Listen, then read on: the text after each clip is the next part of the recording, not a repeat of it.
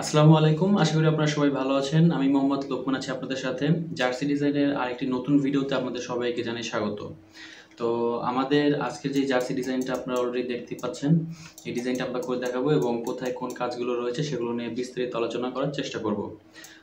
প্রথমেই মূলত যখন আপনাকে আপনার একজন ক্লায়েন্ট হোক বা আপনাকে এই ডিজাইনটা করতে বলা হোক, আম তখন আপনি ডিজাইনটার একটা জেপিজি পাবেন। তো জেপিজিটা আপনার এভাবে আমাদের ইলাস্ট্রেটরের সামনে আপনি মানে কন্ট্রোল ভি প্রেস করে এটাকে পেস্ট করে দিবেন। বা প্রথমে যখন আপনি নতুন একটা পেজ ক্রিয়েট করবেন তখন কন্ট্রোল এন প্রেস করে যখন এই প্রিসেটগুলো সাজাবেন তারপরে গিয়ে ক্রিয়েট করার পরে আপনার যেই ক্লায়েন্ট আপনাকে যেই ছবিটা দিবে সেই ছবিটা এখানে পেস্ট করে দিবেন। তো এভাবে থাকবে। প্রথমে একটা জেপিজি আকারে থাকবে। এটাকে আপনাদের করতে হবে কি ভেক্টর ফাইল করতে হবে। আর অনেকেই এটা জানেন না যে আমরা শুধু মূলত বড় ইমেজ কেন প্রিন্টে দিই না। এটার মূল একটা কারণ হলো মূলত এই ইমেজটা যদি আমরা প্রিন্টে দেই সেক্ষেত্রে এটা খুবই ফ্যাকাশে বা ঘোলা আসবে। তো প্রিন্টের ক্ষেত্রে যখন আমরা একটা জার্সি ইউজ করি, আমার ক্ষেত্রে যখন আমি একটা জার্সি ইউজ করি তখন আমি চাইবো না যে আমার জার্সিটা ঘোলা হোক। সেক্ষেত্রে এই আমরা জেপিজি প্রিন্ট না দিয়ে মূলত কী করি, এটাকে ভেক্টরাইজ করি। ভেক্টর ফাইলটা আমরা প্রিন্টে দিই, যার ফলে কী হয়, এই প্রিন্ট খুবই একদম ক্লিয়ার আসে এবং জার্সিটা দেখতে গ্লেজ মানে অনেক সুন্দর দেখায়। তো আমাদের যখন একটা ছবি দেওয়া হবে তখন আমরা একজন ডিজাইনার প্রথম কাজটাই হলো একজন ডিজাইনারের প্রথম কাজটা হলো সেটাকে কন্ট্রোল ভি প্রেস করে এখানে পেস্ট করবে এবং ডিজাইনটা কোন কোন কাজগুলো আছে সেটা একটু খেয়াল করে দেখবে। তো ধরুন আমাকে ডিজাইনটা দেওয়া হলো, এখন আমি দেখবো যে এখানে কোথায় কি কাজ আছে সেটা। আর তার পরবর্তী কাজটাই হবে এটাকে আমি এই যে উপর থেকে রেক্ট্যাঙ্গেল টুলটা, এই যে রেক্ট্যাঙ্গেল টুল বা কিবোর্ড থেকে এম প্রেস করলে আসবে। তো রেক্ট্যাঙ্গেল টুলটা নিয়ে আমি আমার ডিজাইনটার উপরে নিয়ে ডিজাইনটা ফ্রন্ট পার্ট যেটা বা ব্যাক পার্ট হোক, ধরুন আমি এটা একটু ডিলিট করি। আপনার ধরুন ডিজাইনটা মূলত আপনার ফ্রন্ট পার্টে ভালো বোঝা যায় বা ব্যাক পার্টে বোঝা যায়। অনেক সময় দেখা যায় যে ফ্রন্ট পার্টে বোঝা যায় না কিন্তু ব্যাক পার্টে ভালো বোঝা যায়। সেক্ষেত্রে আপনি ব্যাক পার্টটা থেকে কাজ তুলে নেবেন। ধরুন আমার এই ডিজাইনটায় কিন্তু ফ্রন্ট পার্টটা কিন্তু ভালো বোঝা যাচ্ছে, ব্যাক পার্টটা কিন্তু অতটা বোঝা যায় না। এই যে ডিজাইনগুলো তাদের যেই ছবি যেই কি বলে এটা, এটা মনে হয় তাদের বিভিন্ন স্থান স্থাপত্য নিদর্শনগুলো ছবি এখানে দেওয়া তাদের জার্সিটাতে। তো এই জন্য আর কি এটার ব্যাক পার্টের ডিজাইনটা কিন্তু বোঝা যায় না। তো আমি মূলত প্রথমে ফ্রন্ট পার্টের ডিজাইনটাই ইউজ করব। এভাবে প্রথমে ফ্রন্ট পার্টটা আমি পুরোটা সিলেক্ট করে নিয়ে দুইটা একসাথে ধরে এই যে আমি আবার দেখাই, শুধু নিচের ব্যাকগ্রাউন্ডটা আর আমার যেই সাদা আমি যে সলিডটা নিলাম এই সলিডটা দুইটা একসাথে ধরে আমি কন্ট্রোল 7 প্রেস করে ক্লিপিং মাস্ক করে নিব। আর ক্লিপিং মাস্কটা আরেকভাবে করা যায়, সেটা হলো কিবোর্ড থেকে মেক ক্লিপিং মাস্ক, কিবোর্ড থেকে আপনি রাইট ক্লিক করে মেক ক্লিপিং মাস্ক করে নিতে পারেন। এভাবে করে নেওয়ার পরে যে কাজটা হলো, এটাকে মূলত প্রথমে ট্রান্সফর্মে গিয়ে 22/31 একটা মাপে এটাকে কাটতে হবে। আমরা মূলত 22/31-এ করি কারণ এই প্রিসেটটা সবচেয়ে মানে আপনি 21/30-ও করতে পারেন, সমস্যা নাই। বেশিরভাগ ক্ষেত্রে কি 22/31টা ইউজ করা হয় এই জন্য আর কি। তো এটা করার পরে আমার ভিতরে যে ডিজাইনটা এটা মূলত আমি পেন টুল দিয়ে আঁকতে পারি বা পেন্সিল টুল দিয়ে আঁকতে পারি, আপনি যেভাবে সহজ মনে করেন। তো আমি এটাকে মূলত প্রথমে পেন টুল দিয়েই বানিয়ে ফেলবো কারণ পেন টুলটা এখানে ইউজ করতে একটু সহজ হবে। আর যখন কাজ খুব বেশি থাকবে, অনেক কিছু আপনাকে ড্র করতে হবে, তখন পেন্সিল টুলটাই ইউজ করবেন, সেক্ষেত্রে মানে তাড়াতাড়ি হবে। তো এটাকে আমি অল্টার প্রেস করে আরেকটা কপি করবো, শিফট ধরে রাখবো যাতে সমানভাবে কপি হয়, সমানভাবে এক জায়গা থেকে আরেক জায়গায় বসে। তো কপিটা করে কপির এই পাশে যে মেইন ফাইলটা সেটা আমি কী করবো, লক করে দেবো কন্ট্রোল 2 প্রেস করে। তো লক করে দেওয়ার পরে আমি ডাইরেক্ট পেন টুলটা নিয়ে নেব। পেন টুলটা একদম শুরু থেকে আপনি প্রথমে একটা ক্লিক করবেন, একটা ক্লিক করে কাজ শুরু করে দেবেন।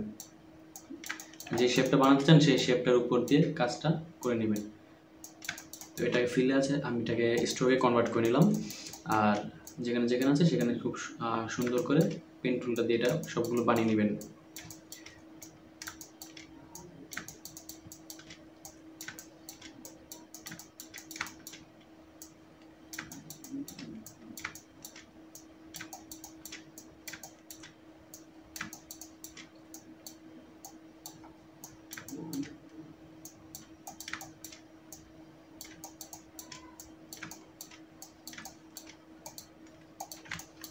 তো অনেকেই আছেন কিন্তু পেন টুলটা মানে খুব তেমন একটা ইউজ করতে পারেন না নতুন হিসেবে। তো তাদের জন্য একটাই কথা আমার, প্রথমে পেন টুলটা একটা ক্লিক করে ধরে না রেখে শুধু একটা ক্লিক করে ছেড়ে দিবেন, মাউসটা ছেড়ে দিবেন। শুধু একটা ক্লিক করে যদি ধরে রাখেন সেক্ষেত্রে কিন্তু পেন টুলটা কাজ করবে না, মানে সে অ্যাঙ্করটাকে রাউন্ডেড করার চেষ্টা করবে, হ্যান্ডেলটা একটু রাউন্ড করবে, এভাবে করবে। কিন্তু প্রথম কাজটা হলো একটা ক্লিক করে ছেড়ে দিবেন, যেখান থেকে শুরু করতে চান ছেড়ে দিয়ে পরবর্তীতে আপনি রাউন্ড করেন, এভাবে কোনো সমস্যা নাই।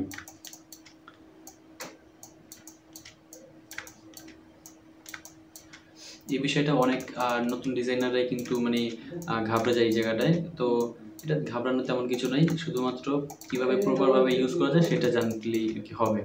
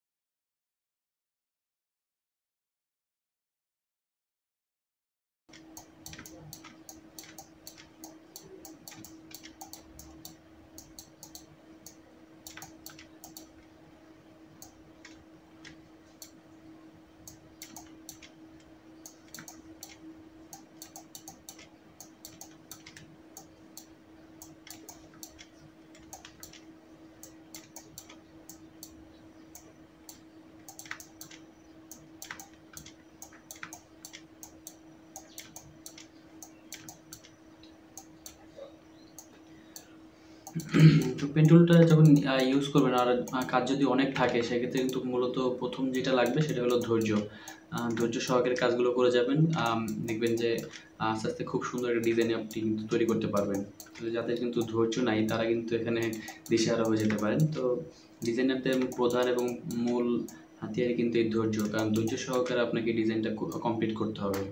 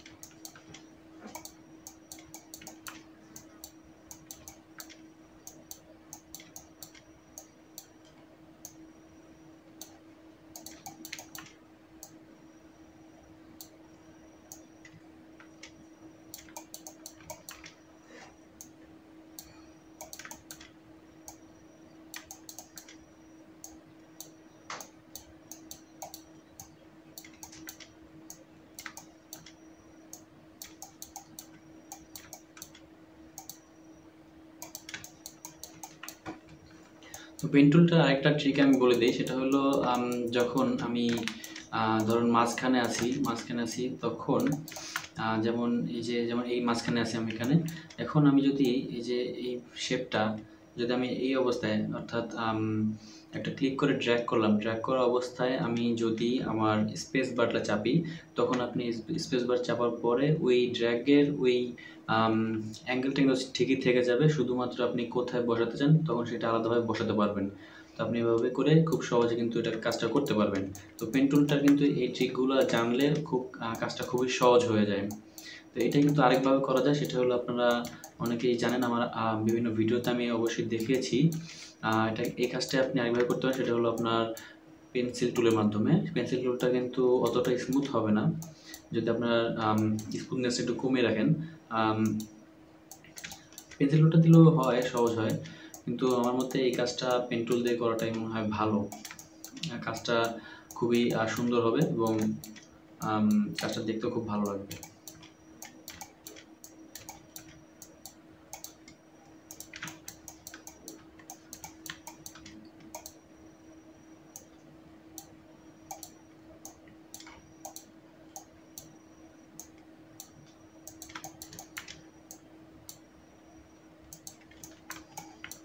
এখানে যে একটা অ্যাঙ্গেল আছে, এই অ্যাঙ্গেলটা আমি একটু সুন্দর করে অ্যাঙ্গেলটা করে দিব যাতে সুন্দর দেখায়।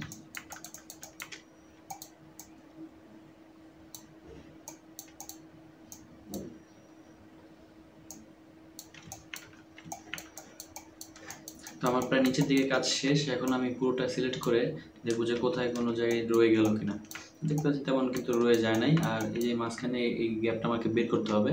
এটা আপনি পাথফাইন্ডার দিয়েও পারেন, বা আপনি যদি চান সেটা হলো শেপ বিল্ডার টুল ইউজ করেও পারেন। আমি যদি পাথফাইন্ডারে যাই তাহলে শুধুমাত্র এই অবজেক্টটা আমাকে সিলেক্ট করতে হবে, বাকিগুলো কিন্তু সিলেক্ট করা যাবে না। তো এই শুধু এইটা সিলেক্ট করে পাথফাইন্ডারে গিয়ে শুধুমাত্র কি মাইনাস ফন্টটা দিলেই এটা কেটে যাবে, ভিতরেটা কেটে যাবে। আচ্ছা, তারপরে এই উপরের এই দুইটা আছে, এগুলো বানালে আমার কিন্তু ভিতরের প্যাটার্নটা বানানো শেষ। তো এই যে প্রথমে এটা ফিলে ছিল, দেখতে পাচ্ছেন যে ফিলে, এটাকে আমি কিবোর্ড থেকে কিভাবে আমি স্ট্রোকে কনভার্ট করব। এখানে তো ডাইরেক্ট স্ট্রোকে কনভার্ট করলে এখান থেকে এইভাবে দিলেও হয়, ফিলটা ক্যান্সেল করে দিয়ে। তো এটা আরেকভাবে করা যায়, সেটা হলো এই যে এখানে যদি ধরে রাখেন সেক্ষেত্রে দেখেন শিফট এক্স। তো শুধুমাত্র শিফট এক্স প্রেস করলে ফিল আপনার স্ট্রোকে কনভার্ট হয়ে যাবে। শুধুমাত্র শিফট আর এক্স ক্লিক করলে এটা স্ট্রোকে কনভার্ট হয়ে গেল। আমি একটু ব্যাকে গেলাম, যে শিফট এক্স প্রেস করলাম, ফিলে কনভার্ট হয়ে গেল। আমার যতটুকু লাগবে ততটুকু আমি নেব, কোনো সমস্যা নেই।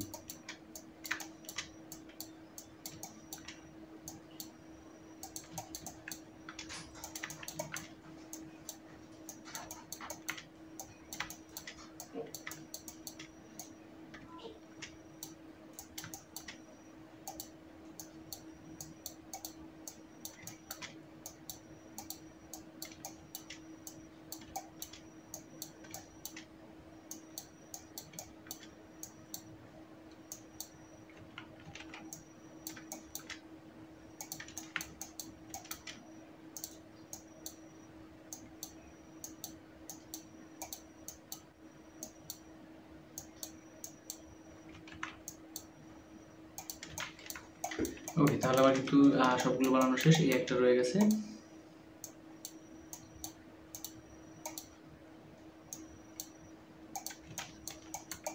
তো পুরোটা একসাথে ধরে আমি আমার যে সাদা কালারটা, সেই সাদা কালারটা আই ড্রপার টুল দিয়ে সিলেক্ট করে দিব। আর এখানে একটা আছে, এটা বানিয়ে দিই একসাথে।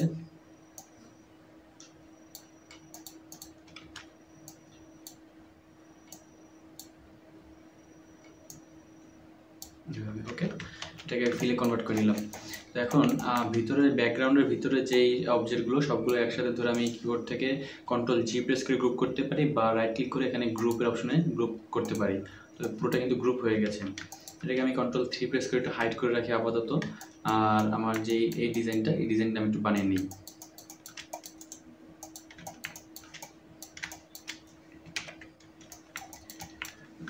এটা অনেকভাবে বানানো যায়, খুব সহজেই বানানো যায়। সেটা হলো আপনি রেক্ট্যাঙ্গেল টুলটা দিয়েই বানাতে পারবেন। রেক্ট্যাঙ্গেল টুলটা নিলাম, নেওয়ার পরে যদি একটু এতটুকু দেওয়ার পরে এখানে ফ্রি ট্রান্সফর্ম টুলটা দিয়ে এই নিচে থেকে একটু শিফট ধরে রেখে যদি বাঁকান, যে তাহলে কিন্তু এটা হয়ে যায়। হ্যাঁ, এটাকে আমি একটু ছোটো করে দিই, এটা বড় বড় রাখলাম।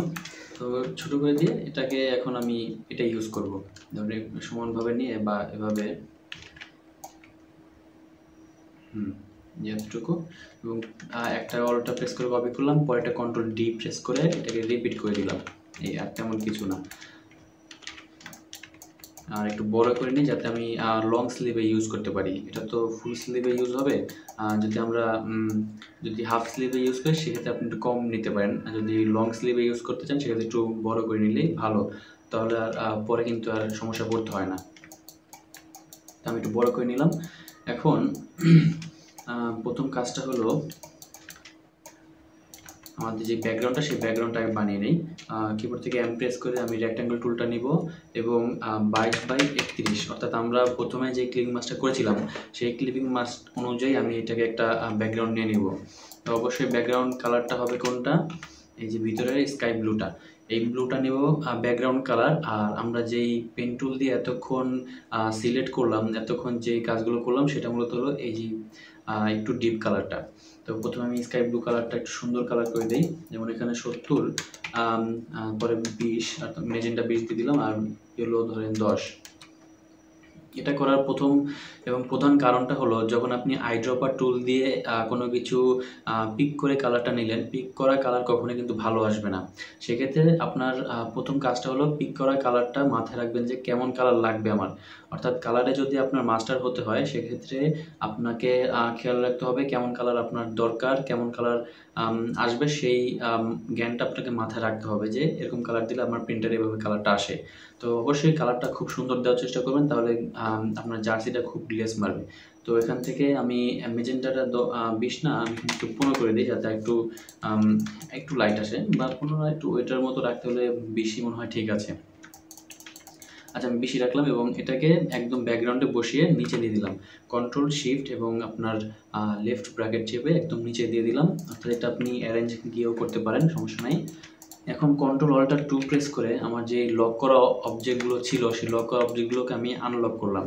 আনলক করার পর এটাকে আমি কিন্তু সরিয়ে দিই এবং কন্ট্রোল অল্টার 3 প্রেস করে এটাকে আমার যে প্যাটার্নটা আমরা বানালাম সেই প্যাটার্নটাকে নিয়ে আসলাম। এখন এই প্যাটার্নটা আমি একটু কালার করে দিই। প্রথমত আমাদের ব্যাকগ্রাউন্ড কালারটা দিব এবং এটাকে আমি একটু ব্ল্যাক কালারটা বাড়িয়ে দেবো যাতে আমাদের ওই মেইন ডিজাইনের মতো কালারটা চলে আসে। তো ব্ল্যাক কালার হিসেবে 30 দিয়ে দিতে পারি। আচ্ছা, 30 দেওয়ার পরে এখন আমাদের কাজটা হলো এই যে শোল্ডারে যেই নেকে ইয়াটা আছে, এই ডিজাইনটা আমরা একটু বানিয়ে দিই রাউন্ড করে। এটাকে আমি একটু হাইড করি, পেন টুলটা নিয়ে নিলাম, এই যে নিচ থেকে এটা একদম মিডল সেন্টার, এই সেন্টার পর্যন্ত নিয়ে একটু রাউন্ড করব। ঠিক আছে, একটু রাউন্ড করব। অনেক জার্সিতে থাকে আপনারা দেখতে পাবেন যে এখানে একটু কোনা কোনা থাকে, এভাবে এভাবে কোনা, মানে একদম বরাবর এরকম বরাবর থাকে অনেক জার্সিগুলোতে। তো এটা যেহেতু রাউন্ড হিসেবে আছে সেহেতু আমরা এটাকে রাউন্ড করবো, অর্থাৎ পেন্টুল দিয়ে রাউন্ডটা করে নেব।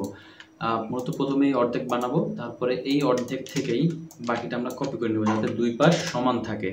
তো কপি করে নিয়ে এই দুইটাকে একসাথে মিলিয়ে এই যে লাল ইনসার্ট মানে দুইটা একসাথে মিলেছে এই অপশনটা চলে আসবে, তখন মানেই আপনি নাড়াবেন না, এক জায়গায় রাখবেন। আচ্ছা, রাখার পরে এইটা দুইটা একসাথে ধরে আমি পাথ ফাইন্ডারে গিয়ে ইউনাইট করে দেবো, দুইটা একসাথে মিলিয়ে দিব। আচ্ছা, মিলিয়ে দিলাম। এটার কালারটা মূলত হবে ইয়েলো, তো ইয়েলো কালারটা দিয়ে দিলাম। ইয়েলোর সাথে কি হালকা একটু রেড আছে মনে হয়, তো আমি একটু 10% দিয়ে দিই। 10% দিয়ে দিলাম। আর আমরা যে প্যাটার্নটা বানালাম, এই যে এই প্যাটার্নটা আমি নিয়ে নিব। তার আগে আমি একটু স্লিভের কাজটা করি।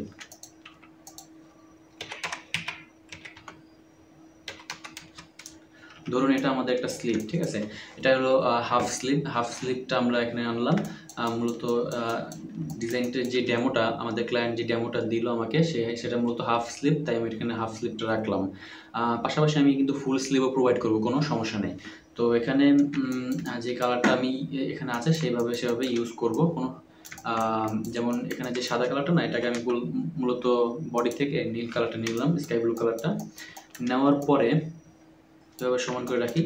এই যে এখানে একটা শেডিং দেখতে পাচ্ছেন কিনা আমি বলতে পারি না, তো এখানে একটা শেডিং আছে, এই যে ইয়েলোর একটু ডিপ কালারের শেডিং আছে এখানে, এই যে এটা আপনাদের অবশ্যই দেখতে পারবেন। এই শেডিংটা আমরা দিয়ে দিব। মূলত 10% বা 20% ব্ল্যাক দিলে কিন্তু শেডিংটা চলে আসবে। তো স্কাই ব্লুটা কিন্তু উপরে থাকবে, এটা এখন নিচে আছে, তো আমি উপরে নিয়ে আসলাম। উপরে নিয়ে আসলাম কীভাবে? কন্ট্রোল শিফট রাইট ব্র্যাকেট চেপে বা অ্যারেঞ্জ করে কিন্তু এটা পারবেন। আচ্ছা, এবার দুইটাকে একসাথে ধরে আমি যতটুকু আমার লাগবে ততটুকু এভাবে নিব। কপি করলাম, অল্টার প্রেস করে কপি করলাম এবং কন্ট্রোল ডি প্রেস করে কী করবো? রিপিট করে দিব। তো আমার এর বেশি তো লাগবে না, এটা নিয়ে নিলাম। আর এটারই আরেকটা একপাশে এখানে কপি করে রাখি যাতে আমি লং স্লিভ এটা ইউজ করতে পারি, ঠিক আছে। আর এই নিচের এটাকে আমি হলুদ কালারটা করে দিব। তো আমার শেডিংটা কিন্তু অনেক বেশি বোঝা যায় আর কি, শেডিংটা আমরা একটু কমিয়ে দিব। তো এখান থেকে যদি আমি ম্যাজিক ওয়ান টুলটা, এখানে এই যে ম্যাজিক ওয়ান টুল, এখানে আরেকটা ট্রিক আপনাদের বলে দিই। এই যে ম্যাজিক ওয়ান টুলটা দেখতে পাচ্ছেন, এই ম্যাজিক ওয়ান টুল দিয়ে যদি আমি এখন শুধু ইয়েলো কালারটা ধরি, আমার যে শেডিংটাও কিন্তু এটা ধরছে, অর্থাৎ পুরোপুরি সবগুলো ইয়েলো, যেখানে যেখানে ইয়েলো আছে সেই ইয়েলোগুলোই সে ধরছে, ঠিক আছে। এভাবে করলে কিন্তু কালার মানে পাল্টানো যায় না, সবগুলো একসাথে পাল্টানো লাগে। তো এই ঝামেলাটা থেকে মুক্তি পেতে আপনার যে কালারটা আপনি সিলেক্ট করতে চান সেই কালারটাকে এই যে ডাইরেক্ট সিলেকশন টুলটা যদি এভাবে নিয়ে এটাকে ধরেন, ধরার পরে যখন আপনি আচ্ছা, এখানে আরেকটা ট্রিক বলে দিই। ডাইরেক্ট সিলেকশন টুল তো আমি এখান থেকে টুলবার থেকে নিলাম। আপনি চাইলে আপনি যখন সিলেকশন টুলে থাকেন তখন সিলেকশন টুলে থাকা অবস্থাতেই আপনি কিবোর্ডের কন্ট্রোল প্রেস করবেন। কিবোর্ডের কন্ট্রোল প্রেস করলে কিন্তু এই সিলেকশন টুল থেকে আপনাকে ডাইরেক্ট সিলেকশন টুলে নিয়ে যাবে। যেমন আমি যদি কন্ট্রোলে ক্লিক করি, দেখুন আমার কার্সরটা কিন্তু পাল্টাচ্ছে। হ্যাঁ, প্রথমে কালো, কন্ট্রোল প্রেস করলাম, সাদা হয়ে গেছে, তার মানে ডাইরেক্ট সিলেকশন টুলে আছে। আর এটা বোঝার আরেকটা সহজ উপায় হলো, এই যে নিচে দেখতে পাবেন যে সিলেকশন, মানে এখন কালো অবস্থা আছে, আমার সিলেকশন আছে। এখন যদি আমি কন্ট্রোল প্রেস করি, এই যে ডাইরেক্ট সিলেকশনে চলে গেছে। তো এভাবে বুঝতে পারবেন। তো কন্ট্রোল প্রেস করে এটাকে শুধু একটা ক্লিক করবেন, তাহলে এটা ডাইরেক্ট সিলেকশন টুলের মতোই কাজ করবে, মানে এটা ডাইরেক্ট সিলেকশন টুলই। আচ্ছা, এটা সিলেক্ট করার পরে এই যে এখানে সিলেক্ট আর সেম ফিল কালার, এটা যেহেতু ফিল আছে সেহেতু আমি ফিল কালারটা সিলেক্ট করব। তো এখন যতগুলো এই কালারটা আছে, অর্থাৎ ইয়েলো 100 এবং এই 20, অর্থাৎ আমরা যে শেডিং কালারটা ইউজ করলাম সেই শেডিং কালারটা সে ধরবে। এটা এভাবে কাজটা করলে খুব সহজ হয়। তো যেহেতু আমার এত শেডিং লাগবে না, আমি 10% দিয়ে দিলাম, দিয়ে আমি বাইরে একটা ক্লিক করলাম। তো এখন হ্যাঁ, এখন ঠিক আছে, কোনো সমস্যা নাই। আচ্ছা, তার পরবর্তী কাজ, এখানে হাতায় অর্থাৎ স্লিভে কোনো রিপ ইউজ করে নাই, সেক্ষেত্রে আমরা ডাইরেক্ট হ্যাম করব। তো হ্যাম করব, তাই আমি এখানে কোনো রিপ ইউজ করব না। এখন নিচেরটা কপি করে কন্ট্রোল সি প্রেস করে কপি করলাম, নিচের যে ব্যাকগ্রাউন্ডটা কন্ট্রোল এফ প্রেস করে ওই জায়গাতেই পেস্ট করে দিলাম। অর্থাৎ কন্ট্রোল ভি পেস্ট করলে কিন্তু এটা বাইরে পেস্ট হবে, দেখেন বাইরে পেস্ট হয়েছে। তো এখন আমি এটাকে দিয়ে তো ক্লিক মাস হবে না, তো আমি কন্ট্রোল সি প্রেস করে যেটা কপি করলাম সেটাকে ওই জায়গাতেই কন্ট্রোল এফ প্রেস করে আমি ওই জায়গাতেই পেস্ট করলাম, এটাকে বলে পেস্ট ইন প্লেস। তো ওই পেস্ট মানে এখানে কিন্তু এখন দুইটা দেখছেন, এই যে একটা দুইটা। তো এটাকে আমি সবার উপরে নিয়ে আসবো, একটা ব্যাকগ্রাউন্ডকে সবার উপরে নিয়ে আসলাম এবং পুরোটা একসাথে ধরে কিবোর্ড থেকে কন্ট্রোল 7 প্রেস করে ক্লিক মাস করে দিলাম। তো এটা কিন্তু আমার হাতা একটা রেডি আছে।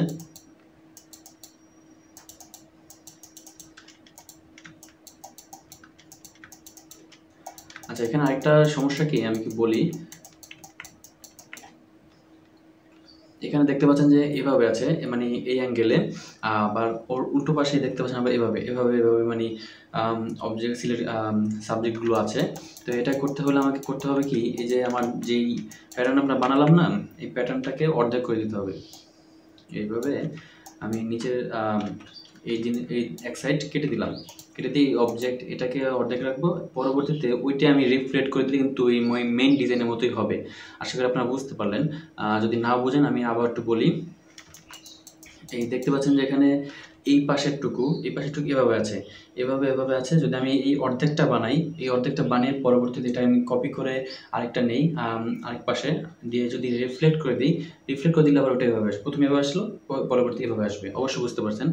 যদি না বোঝেন সে অবশ্যই কমেন্ট করে জানাবেন।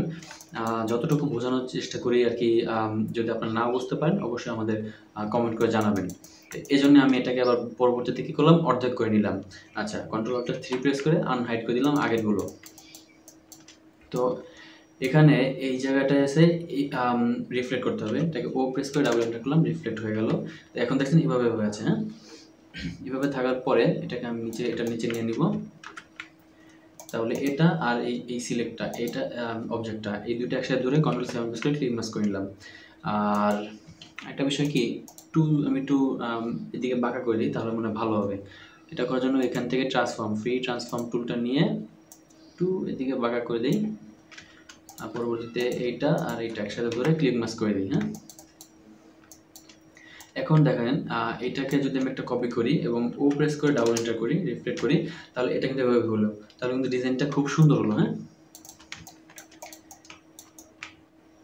দুটো একসাথে ধরে আমি এবার কন্ট্রোল জি প্রেস করে কন্ট্রোল জি প্রেস করে গ্রুপ করে দিলাম।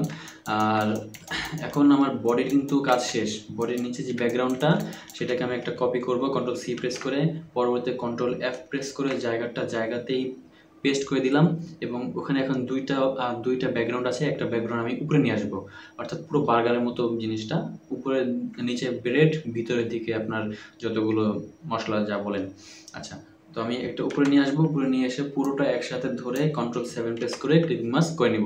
তাহলে কিন্তু আমার জার্সির ফ্রন্ট পার্ট ব্যাক পার্ট বলেন দুইটার কাজই শেষ। আর স্লিভের কাজটা আমরা অলরেডি দেখে ফেলেছি, এই যে স্লিভ। যদি ফুল স্লিভ বানাতে চাই সেক্ষেত্রে আপনার এটা ফুল স্লিভের ক্ষেত্রে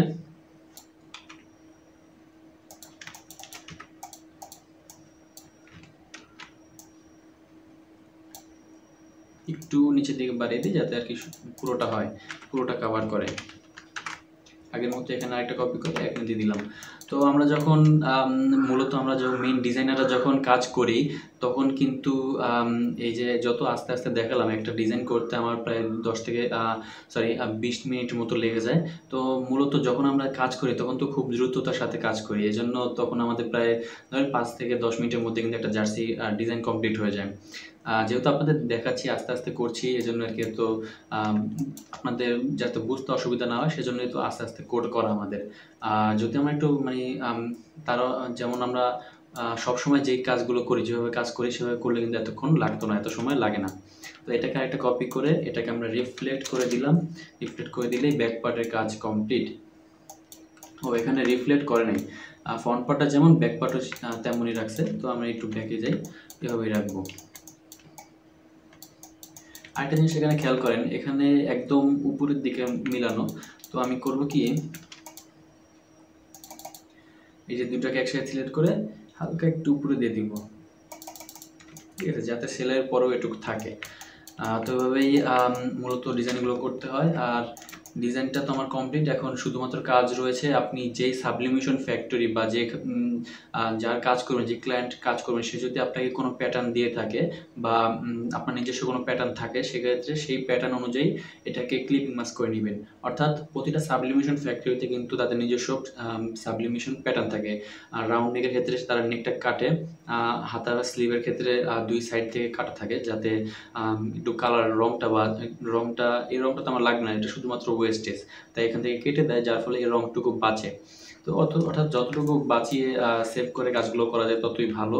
তো এইভাবে কাজগুলো করতে হয়। আর তার পরবর্তী যে কাজটা সেটা হলো লোগো কোথায় কিভাবে বসবে। আমার পূর্বের অনেক ভিডিওতে আমি দেখিয়েছি লোগো সাইজিংটা, লোগো কত বাই কত ইঞ্চি নিচে বসাতে হয়, পিছনে নাম, নাম্বার এবং স্পন্সর থাকলে সেটা কিভাবে বসাতে হয় যেন সেলাইতে চলে না যায়। এভাবে আশা করি পরবর্তী আরেক কয়েকটা ভিডিওতে দেখানোর চেষ্টা করব। তো আপাতত আমাদের ডিজাইনটুকুই এখানেই সমাপ্তি করলাম। যদি কোথাও বুঝতে অসুবিধা হয় অবশ্যই আমাদের কমেন্ট করে জানাবেন।